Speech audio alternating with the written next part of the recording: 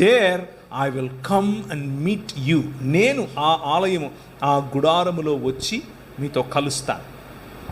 ఇక్కడ ప్రాణప్రతిష్ఠ చేసి ఆవాహయామి అని అంటూ ఉంటే ఆయన నీలో ప్రాణప్రతిష్ఠ చేసి నిన్ను కలవటానికి ఇష్టపడుతున్నాడు.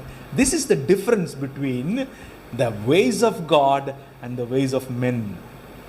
దేవుని మార్గములకు మనుష్యులు ఏర్పరచుకున్నటువంటి పారంపరాచారములకు లేకపోతే ఈ లోక మర్యాదకు ఉన్నటువంటి తేడా. ఇప్పుడు యేసుక్రీస్తులో ఉన్నటువంటి మర్మమును గురించి మనం చూద్దాం.